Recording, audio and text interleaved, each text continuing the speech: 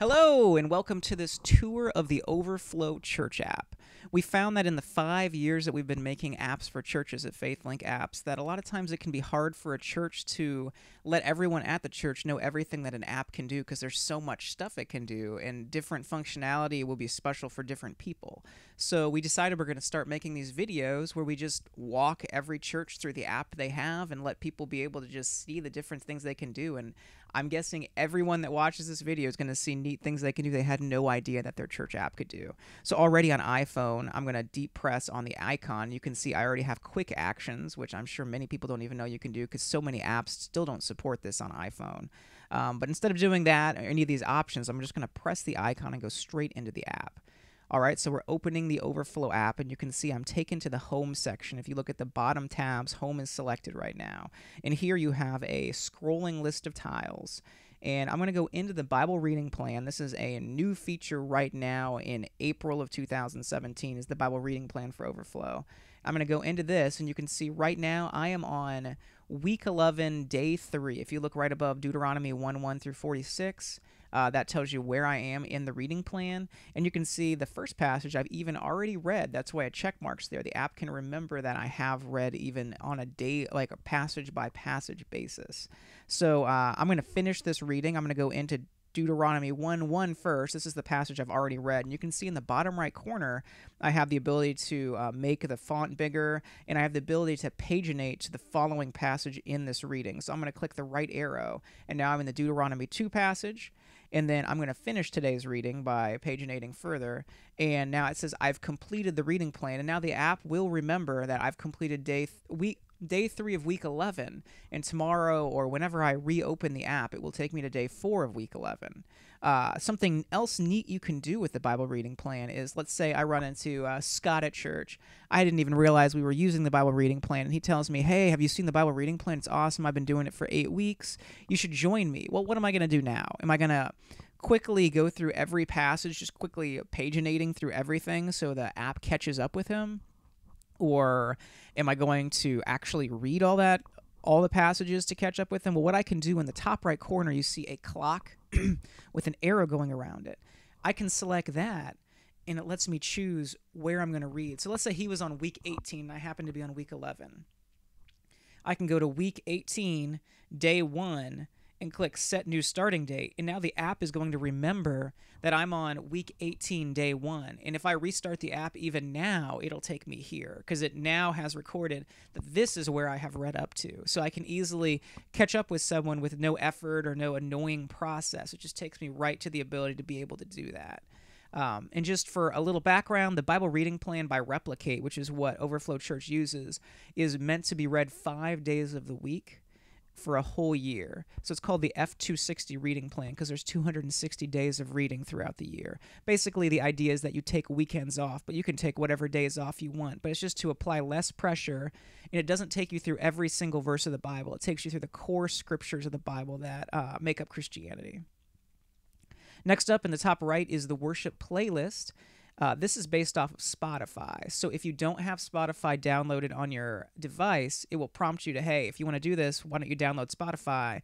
And if you select OK, it takes you straight to download a Spotify app. And then once you've done that, it will function like this. I'm going to press the worship playlist, and you can see it takes me straight to Spotify into Overflow Church's worship playlist, where all I need to do is select that big shuffle play button, and it will shuffle through all of this music by Overflow Church. If you have a free account on Spotify, so you can do all of this without giving Spotify a penny, it will play commercials. But if you have a paid account, you don't even need to click shuffle play. You can just listen to whatever song you want from the Overflow Church playlist.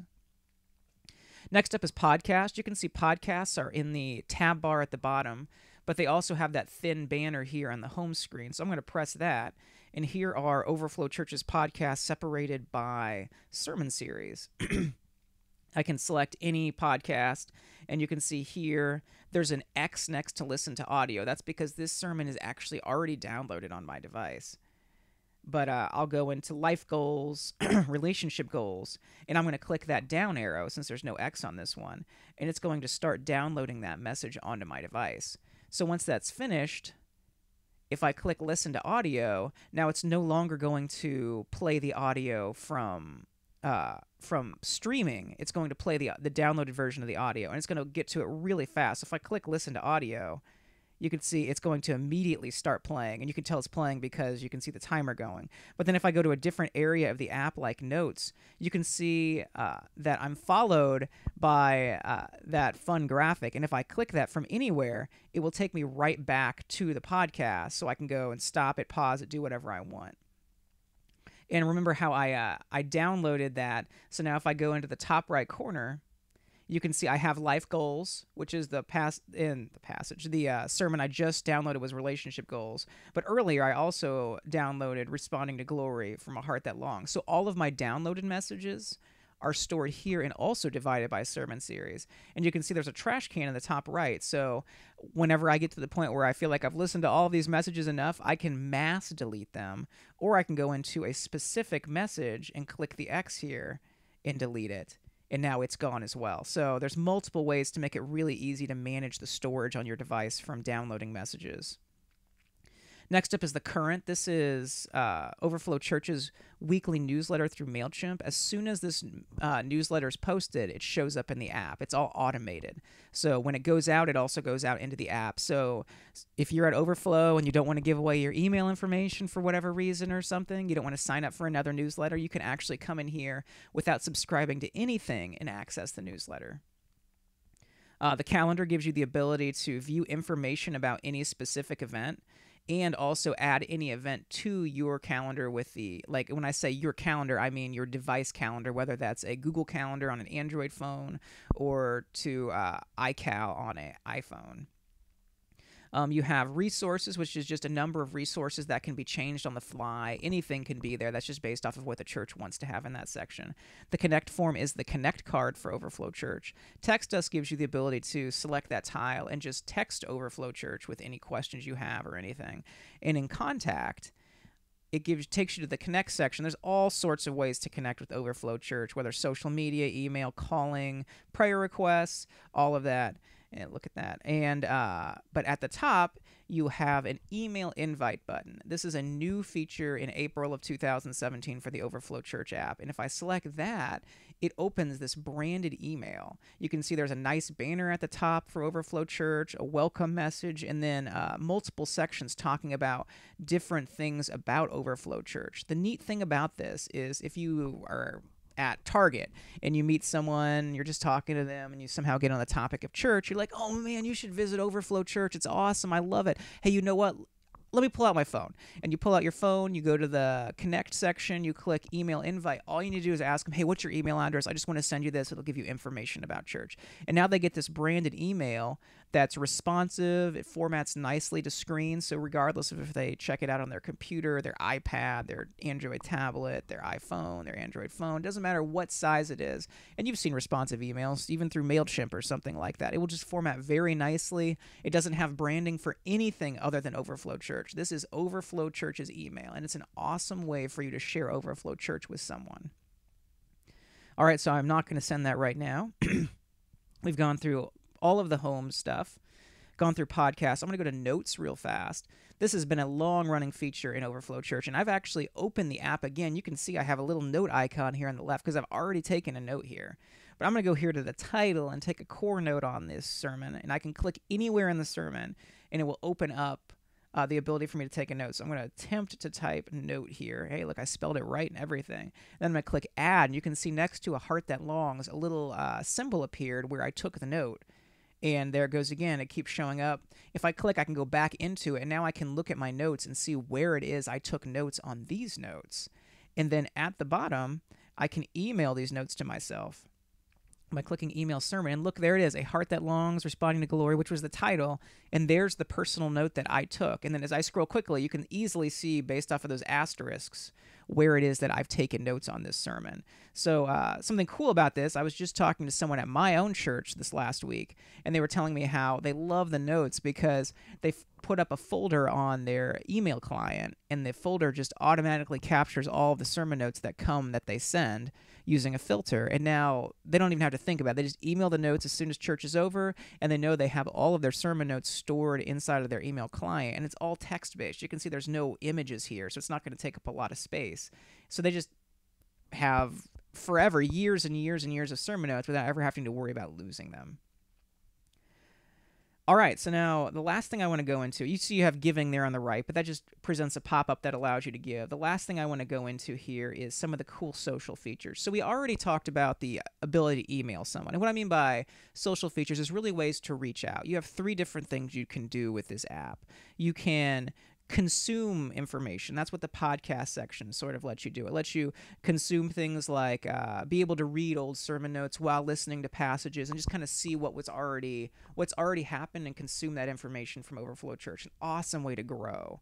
And that's also like the Bible reading plan and things like that. Another thing is to interact with things. For instance, like sermon notes. Now you can interact with church as it's happening and take sermon notes on the message.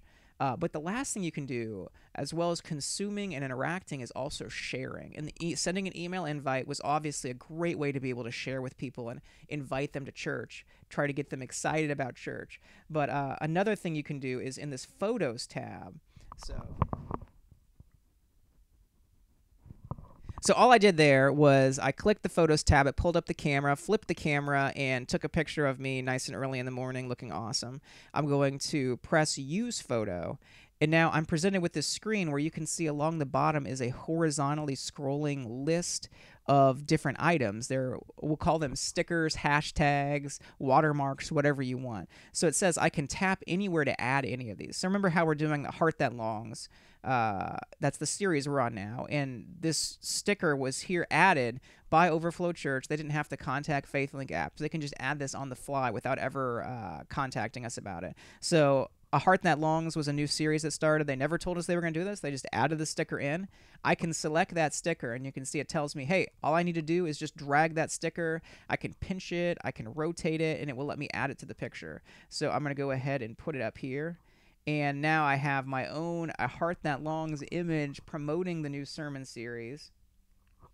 And then, hey, I'm going to use Overflow, since this is the Overflow app, and I'm going to pinch it to reduce it in size. I'm going to end up rotating it a little and stick it up here to pretend I'm artistic, since I'm not. And now I can press in the top right corner this share button, and it will allow me to choose any social network I want to share on. I can go into Instagram, and here you have my image with a caption ready to add, and it's branded for Overflow Church. So this gives you a great way to be able to promote new sermon series as they're coming out and just do fun ways to share with people. Last of all, something that's not even readily apparent here is I can go out of the Overflow Church app and into iMessage, and here this is a student from my church. I can go in here, and you see at the bottom of the screen I have options for taking a picture, the heart symbol, and also the App Store symbol. So I'm going to click the App Store symbol, and look, here we have Overflow Church's stickers ready to use inside of iMessage outside of the Overflow Church app. Now, iMessage stickers can be a little tricky if you've never used them before. Once you activate them, they're here ready to use. Remember, I just pressed one button, and here I am ready to use these stickers. But if you haven't activated them, remember, I clicked that the App Store image there at the bottom. Now, it popped up this menu. In the bottom left corner, you can see a grid of 4 ovals, the very bottom left corner. I'm going to press that button, and this takes me to the App Store options of what apps have stickers activated. You can see in the bottom row, Overflow Stickers is already activated. But let's pretend it's not activated. You're like, man, I have the Overflow app. I wish I could use stickers. How do I do it? You can see there's a store button in the top left corner of those stickers. I'm going to press that. And then in the tabs along the top, you can see there's a Manage button. I'm going to press that. Now I'm inside of all of my sticker packs. So these are all of the stickers that I have the ability to add. And you can see there's Overflow Stickers activated. So if it wasn't available, it would be toggled off like that. All I would need to do is toggle it on, click Done, and then it would be ready to use, and I could even select it here like I just did, and it would take me right to the pack. If it's not the pack that comes up when you open it, you can always select side to side until you find it. But once you have it found, you can select any sticker. You can either tap it, and it will put it into a text like that, but even cooler is you can hold your finger on it. It will peel it off, and you can add it anywhere like this, and you can just drop it into your text chain. And now I'm going to completely confuse this student by sending him that text. So that walks you through a lot of what you can do with the Overflow Church app. If you want to see any more of the cool features that are available inside of a church app, you can visit faithlinkapps.com.